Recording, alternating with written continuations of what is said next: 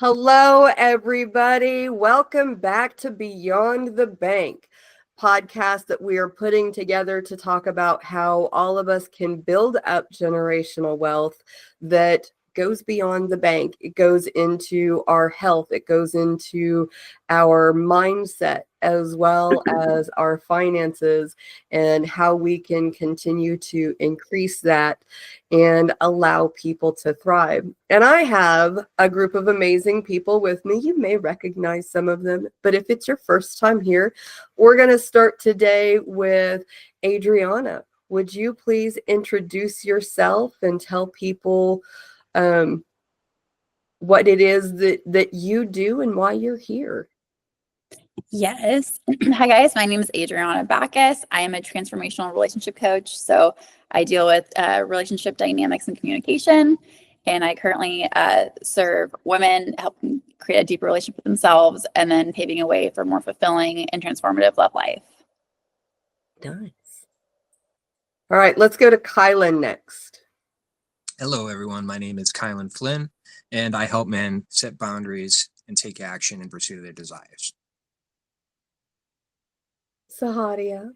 Hello, I am Sahadia Etienne. I am a communication strategist by trade, and I also work as a results coach, mainly with women entrepreneurs and also women in different work, wanting to thrive in different spheres of their lives.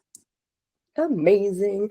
And I am Maggie Temez. I am the founder of Running Fox Living Food, and I help diabetics who are struggling with adapting to new eating styles to find more time, more confidence, and more control through their meal choices without feeling trapped in bland or boring diets. But today we are all coming together to talk about building up generational wealth.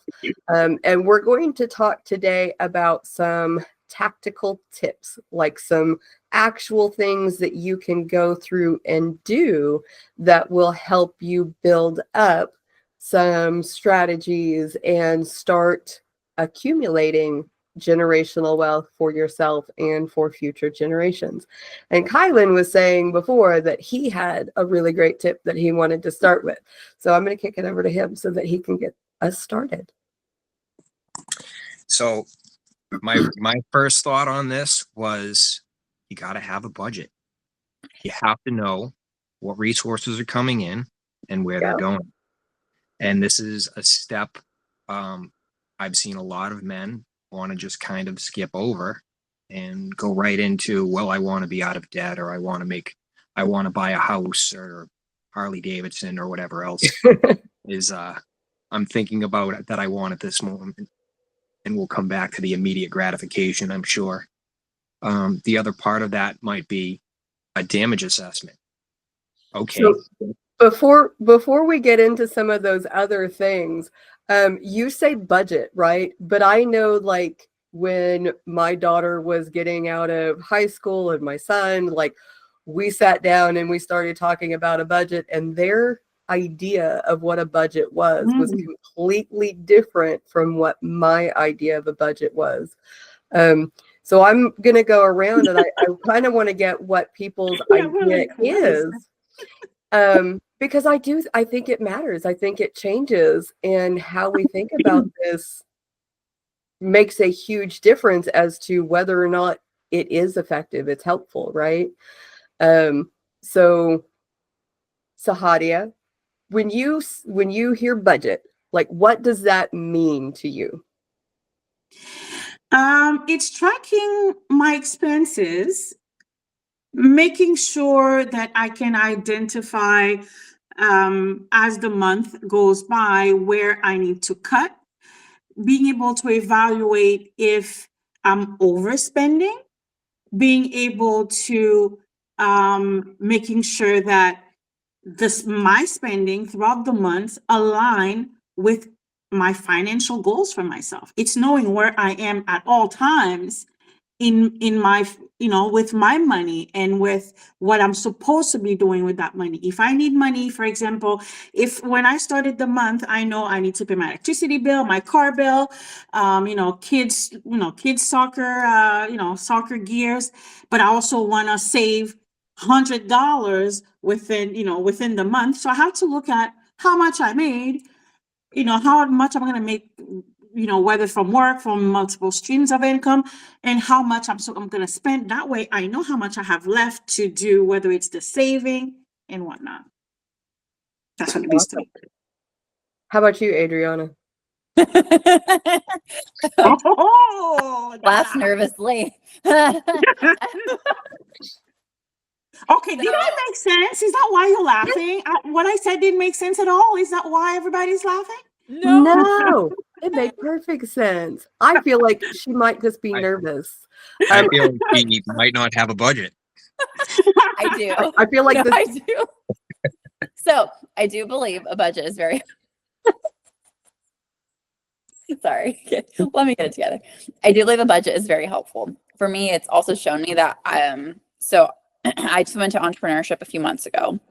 But while I had like a salary job, like working more of a corporate job, it allowed me to see like what Kylan said, like where my money's going, where it's being spent well, where it's maybe where I need to adjust where I'm spending it. But I also realized a budget's really good just to see what your needs are. So for me, I have different health things where I have to have more income than what my expenses are. And my expenses are actually more than my income. So that's been a struggle with my health stuff. So it's been budgets are a good way, like to just like a temperature check, where are you at? And then also if you are wanting to increase that at all, kind of saying like, okay, like this is what I need. This is what I'm comfortable with. This is where I really like to go to have extra money. So that's like a budget for me is kind of like, what are your absolute needs? What can I do, like side jobs, or what other things can I do for other streams of income to get a little bit more comfortable and have a little bit more flexibility and a little bit more way I can invest. So all of those things are helpful for a budget in that sense. And I also do a money date once a month of like tracking, like where is my actual spending going? Like where is this actually going? Does it align with my budget? So no, I'm just laughing nervously because it's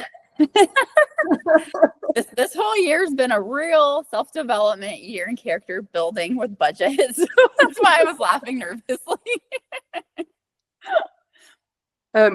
Since Kylan kicked it off, I will share mine and then we'll kind of go through. But so when I think about a budget, just like everyone was saying, the very first thing is like, okay, what do I know I'm going to be able to have come in right now, right? Whether that's a paycheck, wherever that's coming from, what do I know I'm going to be able to count on? And then like, what are my expenses? What is it going to take to live? Do I have rent? Do I have car payments? Like these are the things, the necessities in order to survive, right? And then it comes down to, okay, what is left over and where am I prioritizing some of the luxuries? And like internet, this could be a luxury, this could be a necessity. Like where does that fall in for you so that you know where to go as far as,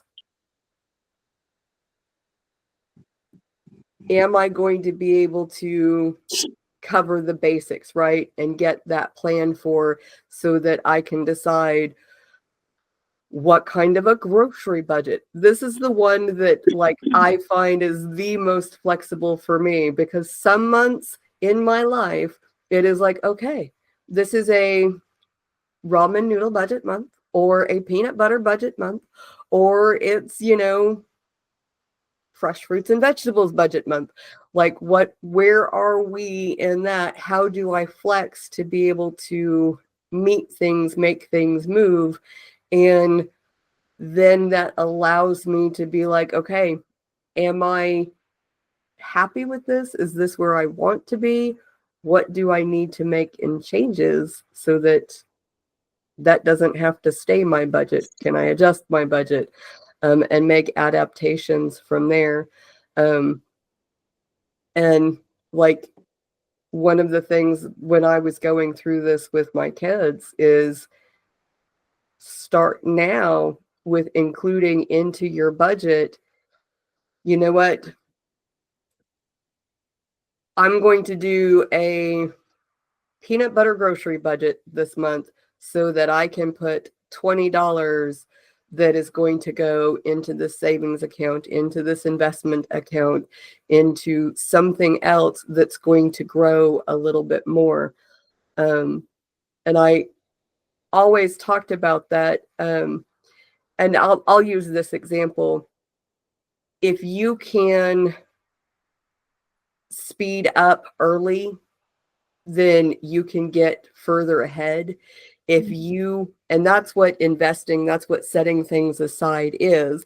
If you are waiting until you're in your 30s before you start putting things aside, making separate investments to try and have money grow that doesn't require your physical time and effort to go into it, it is going to grow slower than if you start early.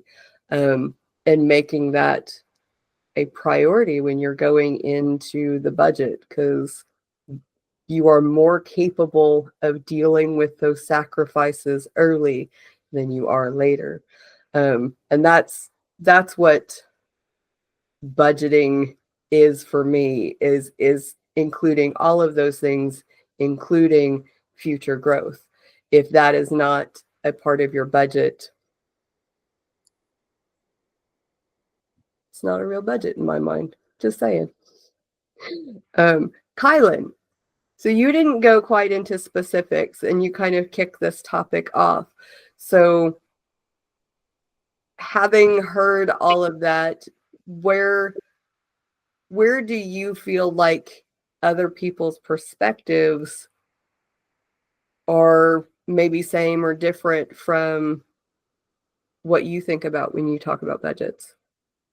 Oh, well, I will actually disagree with some of the gentlemen that I've had this conversation with. But before I get into that, I want you, because you touched on something that I don't want us to get lost in the shuffle with. What you're talking about is one of my favorite words. It's momentum. Yeah. It's momentum. And you can build momentum doing in any kind of goal. We're talking finances right now, but you can build momentum with a physical goal, right? So we're talking about that peanut butter budget. Okay, well, peanut butter versus ramen noodles, and I like both those things. But maybe I go peanut butter because it's got a higher protein, and that's where I'm going, right? I'm trying to add muscle, right? The people that have been going to the gym for the last couple of weeks because they have their New Year's resolution, some of those people are going to be feeling that momentum. They haven't seen any kind of dramatic shift yet, but maybe they're a little bit stronger. Maybe they're not getting tired as quick. And that's one reason I love challenges. And I love setting goals like this, is because as you hit them, or even if you don't, even if you just come close, you get 72% of your goal or something like that. That momentum is going to carry you forward. So I love didn't that. want that to get lost in the shuffle, because that is so important. Thank you. Yeah. And so I will disagree with some people I've had this conversation of before, that they say, you don't give up your Starbucks coffee and your Netflix account and get rich that way. And it's like, okay, but for a $4 coffee times 30 days has an impact. I like that, as we were just talking about momentum. I'm a big meal prep guy, because not only does it now give me control over costs, which is our primary topic, but it also gives me better control over what I'm actually fueling my body with. So I'll make my own coffee. I'll bring my own lunches. It gives me a lot better control over the resources that I have. And that's a tactic. I mean, like, being really aware and conscious of where you are spending your time and your money will allow you to either build things up or slow things down. I mean, honestly. And I love the fact that you are bringing health into this as well, because we can budget our health too. Like, we are born with the most amount of health that we will ever have in our entire lives. Our cells work better, everything replenishes faster. As time goes, your bank, your paycheck of health benefits only decreases as you go. And so, like, maximizing those is hugely important. But Yeah, I work backwards. So I take all of the concrete expenses that I have and I start from I don't start from whatever I have coming in. I start from the negative and I build up to zero, if that makes sense. Hmm. I do I've learned to really appreciate fear. Rather than it keeping me away from things or preventing me from actually taking action, I look at that as now a giant neon sign that says this needs attention. yeah. So, you know, I'm not necessarily gonna like run to go jump out of a plane tomorrow, but it's you know, emotions are information, right? If I'm afraid of something, I need to figure that out. And I think that one of those preliminary steps that people don't want to do is a damage assessment. What does it actually cost me to live month to month? Yeah. How much weight do I really need to lose? Like that can be a not great feeling that we try to avoid. So I just embrace that and I'm like, okay, this is the position I'm in. This is the position I would like to be in within a certain time frame. And that way I can come up with some goals and some specific tactics to get me from A to B. So I want to ask, because Adriana, I saw you had like this questioning face when he was talking about starting with the negative. So what was running through your mind? I was gonna ask, can you explain that when you said like you work from the negative up? Like, are you talking about like from debt, from? Sure. So what are all my bills? I'm going to front load all of my bills. I'm going to have a rough idea and my, you know, sometimes I eat and according to packaging, I am a family of 3. So there might be a little fluctuation in my grocery bill. Don't judge me. I do. For a fairly skinny looking guy, I can put it away. So there might be a little bit of fluctuation in my grocery bill, but I have a really good idea of what my gas is going to cost. I know what my car is going to cost. I know what housing, utilities. I know what these things. I know what my cell phone is going to cost. I know what these things are, and I front load that, and I start from a position of these are going to be my expenses. This is a book and a concept called Eating the Frog. It's doing what I don't want to do first. Right. Smart. Yeah.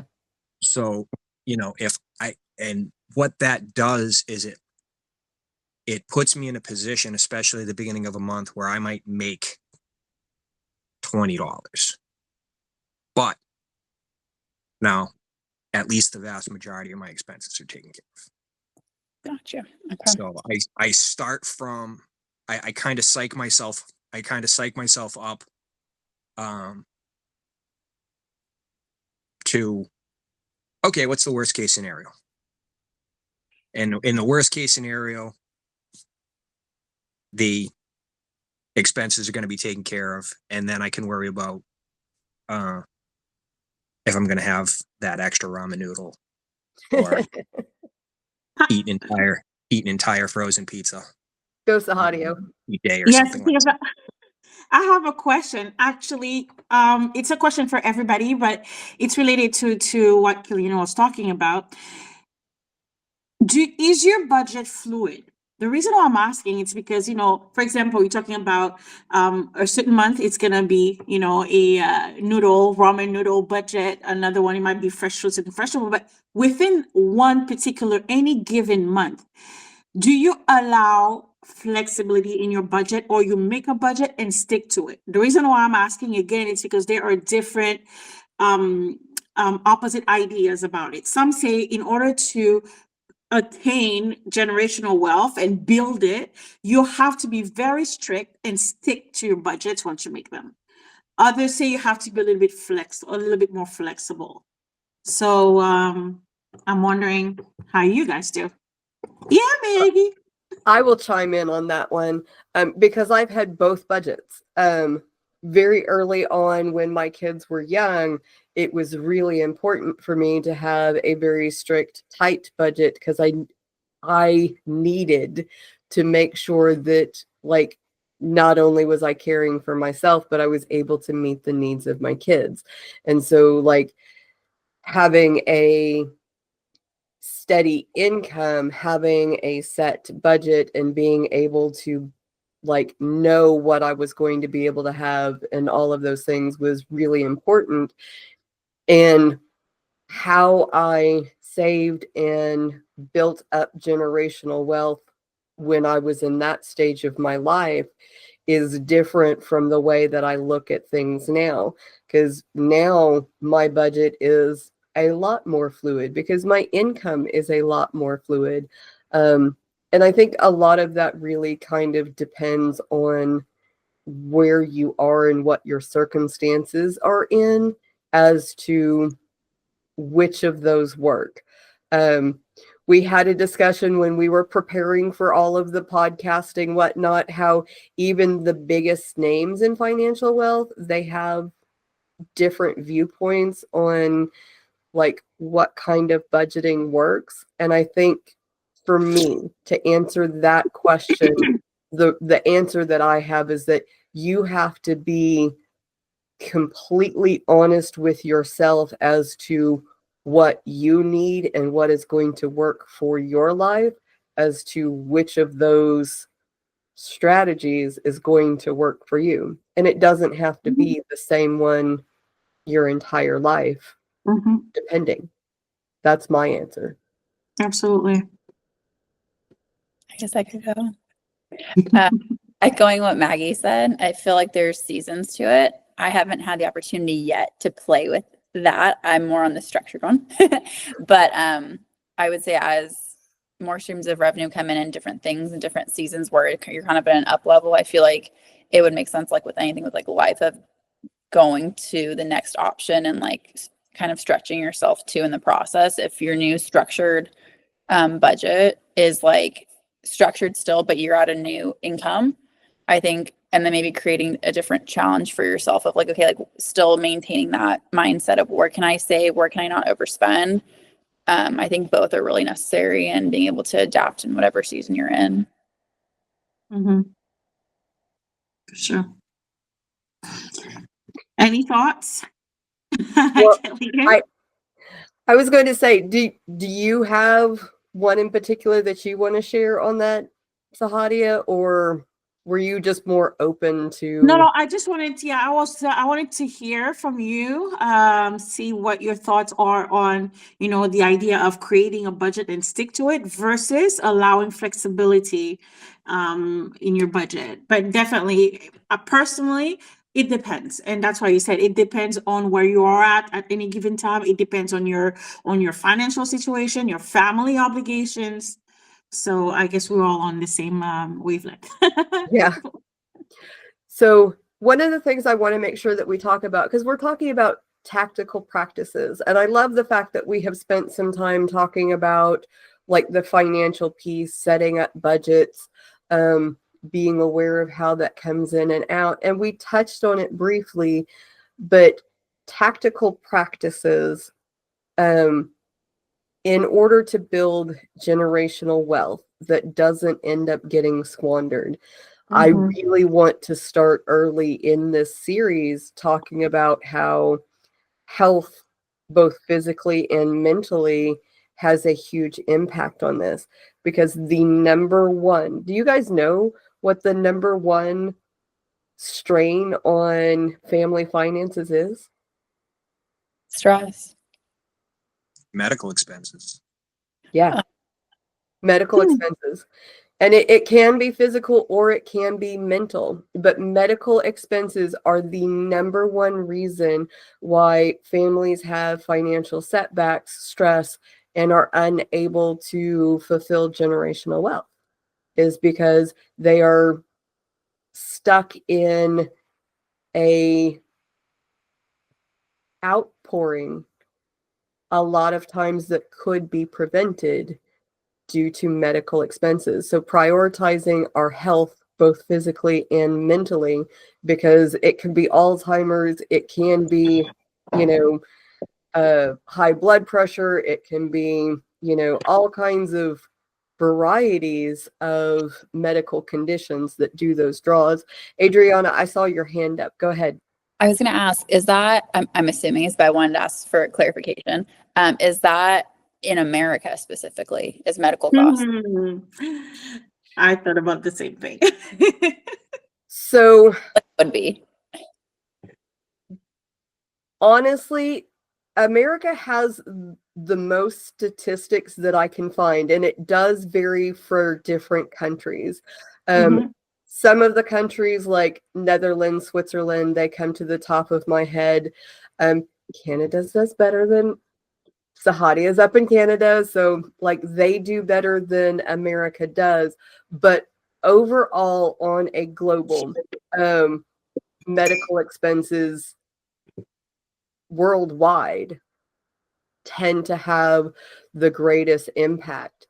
Um, Even in like remote countries, South America is a really good example of where this happens frequently, where they don't have a well-developed medical system. If you don't feel well, your ability to care for others and to build things up diminishes significantly. Like if it you just don't have the capacity Mhm. to be able to care for and help for others.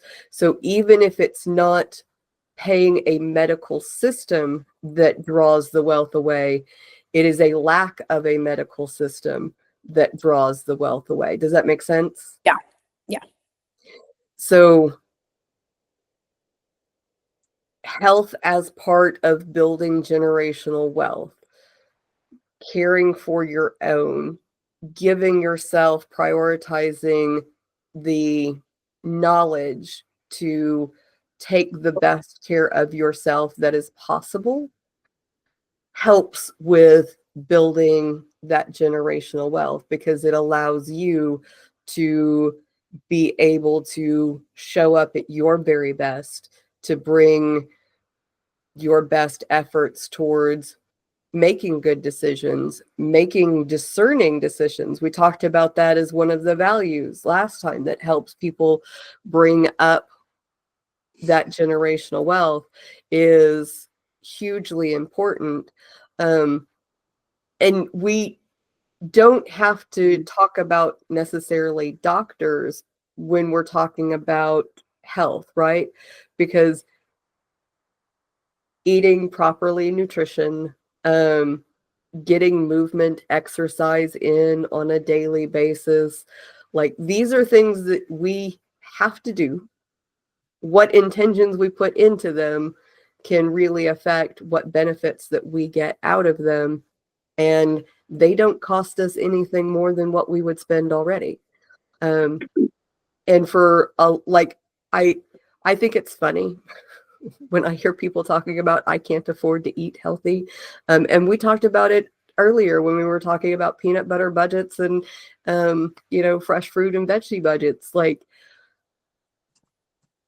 peanut butter versus ramen, these are both low cost budgets, but Kylan said it, like one of these actually is higher in protein. You get more nutrient density. And by nutrient density, I mean you get more varied types of nutrients into your diet, not quantity, variety, versus, ramen has very few, very few nutrient variety in it. Peanut butter has a little bit more. Fresh fruits and veggies has a much greater nutrient variety. So what are your guys' thoughts? What are your practical strategies and tips for health?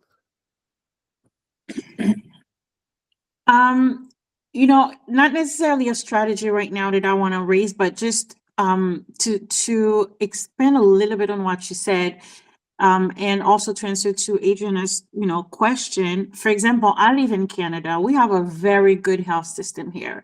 You get sick, I mean, your bills are paid. Your bills are paid because it's you pay for a premium as someone who has a job. You go for any operation. The situations, yes, there are situations where you actually have to pay for medical care, but it's rare. And usually then you have a medical you have a different type of medical support that kicks in, but even with that in mind, one thing is sure is that health is wealth. We talk about generational wealth. Health is wealth. You don't have a good health, you cannot show up, like you said, Maggie, to be there, be that leader in your family who's guiding and encouraging people to learn about getting financial literacy and building wealth.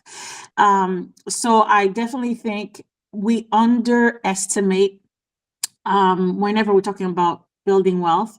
Everybody's thinking about money. I think we do underestimate the health, the physical, mental, and spiritual aspect of one's well-being. Yes. Too often. Yes. So even when we talk about generational wealth, when we talk about mind, body, and soul, it's still very important. That triangle is key in there as well. Love that. Yes. I want to, Yes. I think this is an important part of this discussion. So let's say I wave a magic wand, boop, and nobody's got doctor's bills ever again, right? How long are you going to work? How long are you going to have income coming in? Because this is an important, I think this is actually a critical part, especially in breaking generational curses or starting generational wealth. Is, are you going to be able to retire, or are you going to be a financial burden in your latter years? Are you going to have enough to survive on, even if you don't have any kind of catastrophic illness or injury?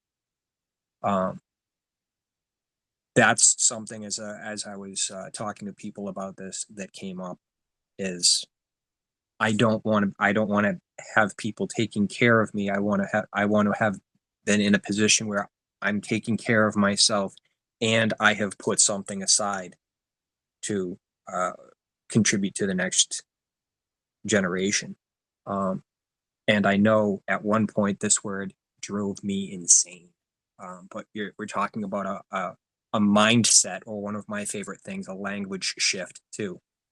Are we spending money on good food, or are we investing in our health? Yes. I love that. Big difference. Big difference. Am I spending money on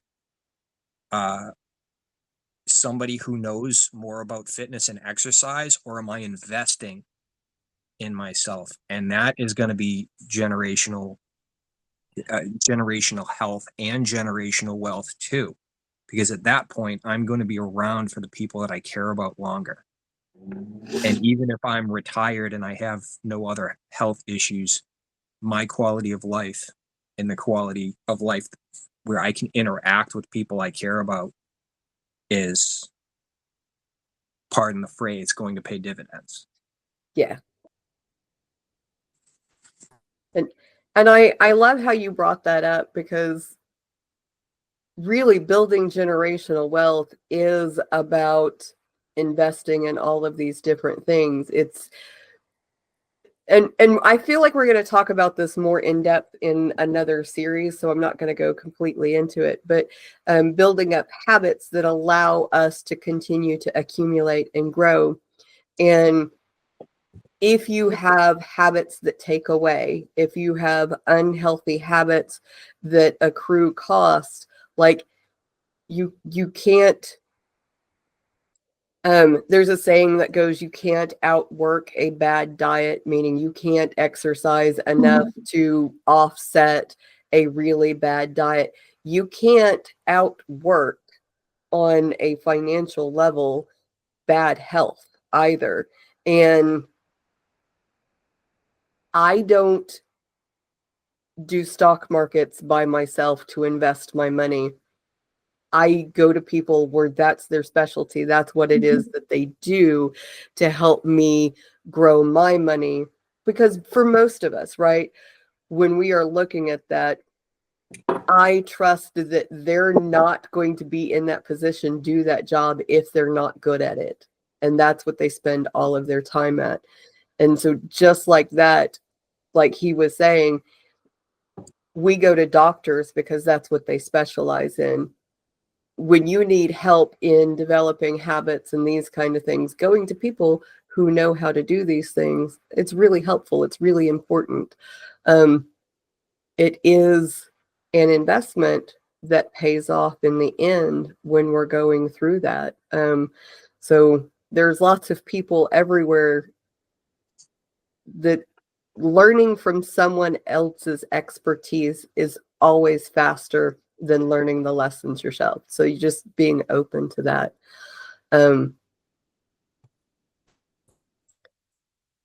So we've been at this for a little bit.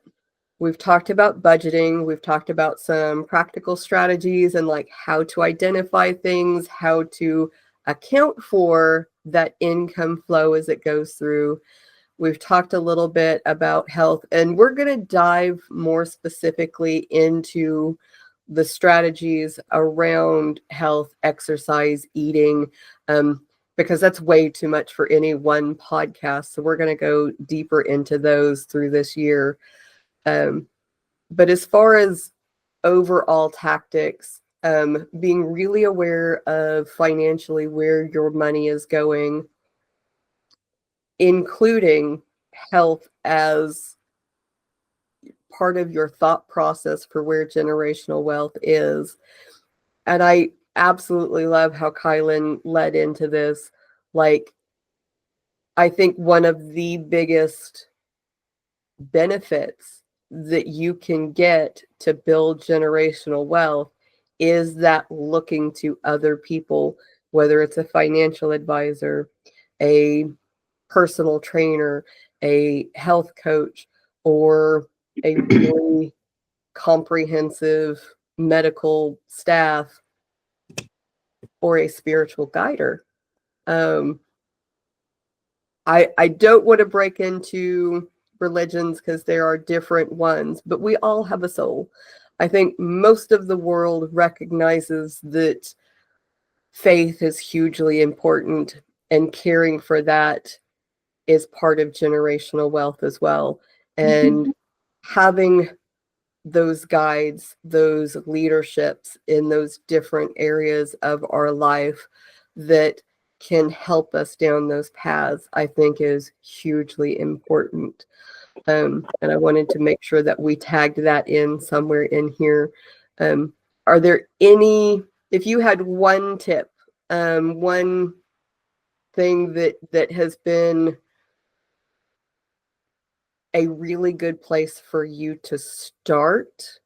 Because it, like we've talked about several different things, right? Trying to do everything at once can be overwhelming, and then we can get caught in this loop of not doing anything.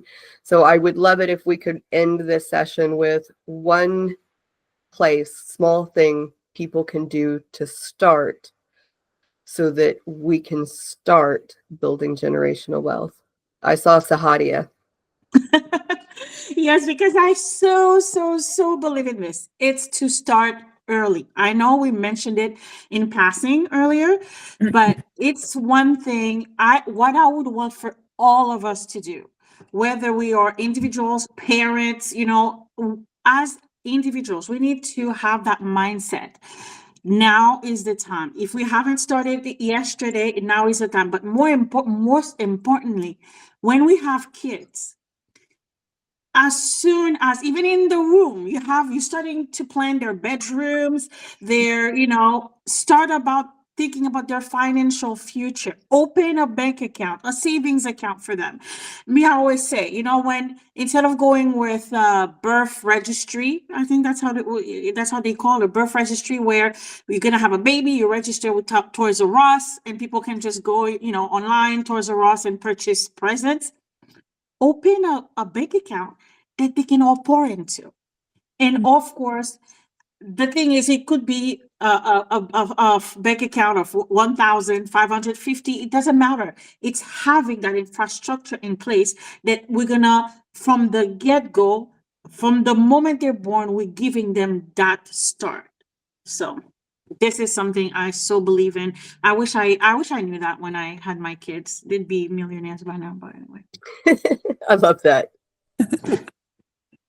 Who's next? Kylie. Maggie, I think you already touched on it. I'll just try to flesh it out a little bit more. Concentrate on one thing. Don't try to fix everything at once. Don't try to solve all your problems all at once. Pay one debt. Invest in one thing. Ask for a raise. Take a position that is going to pay you more. Focus on one thing. Wait until you get some feedback, some results from that, and then see if you want to continue. If there's more in that one thing that's going to benefit you, or if it's time to move on to the next one thing. I love that. And don't try to save and invest and change jobs. Don't just throw stuff at the wall. Put your attention into one thing. I love that. I want to point something out. Failure is feedback. So when you're doing the one thing, if you get feedback that whatever you tried isn't working, keep doing the one thing, do it differently. That's a great one, Kylan. Yeah. How about you, Adriana? I needed to hear that just now, Maggie. That's going on in life. So I was like, oh, this hits home. Wow. Honestly, echoing what you guys are saying, especially Kylan, because I feel like growing up, I was always told like to words, wow, to multitask. And I feel like that actually, the more I've learned, the more I've been on my self-development journey, the more I've learned that's actually not the best thing to do. And I come from 15 years in the event industry. So I've had to be like, from like chief of staff, event managing, like all the things where I've had to be so like everywhere and just not just focusing on one thing. Cause I was always told that's the best way to perform. And I'm realizing like throughout the last few years, my nervous system did not agree.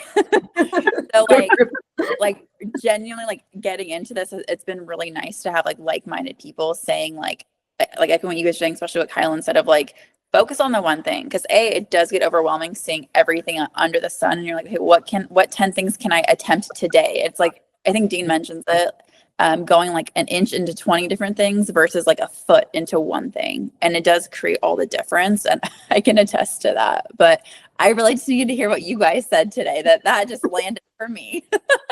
It's amazing. So I think my one thing, and I think it's funny because as Kylan was talking, it was like, oh, that's funny. I'm stealing his. Because my one thing would be eat the frog first. When you do your one thing, pick the hardest one. Because the hardest one, that's the one that's going to move the needle the most. And it's going to make a lot of the others easier. So start with whichever one is causing you the biggest pain. Mm. And it's going to be painful to get feedback depending on what form it comes in. And you've got to be ready for that. And you have to be open to allow that to happen so that you know what not to do to learn, do something different. So that's my one thing. Eat the Frog. Great book, by the way. So with that, these are just a couple of practical tips. There's a ton of them, and the more open you are, the more you will find. I would absolutely love it. I'm sure they would love it. Drop a message in the chat if you guys are watching. If there is a practical tip that you have, let's start the community right now of building generational wealth so that we can uplift every one of us to that next level of where it goes. And if you've got a question, put that in there too. That way we can respond back to you, the community can respond back to you and give you the support that you're looking for to help you reach those next levels. Thank you guys so much for stopping in, checking it out, watching this whenever you do. And let's get started. Bye, everybody.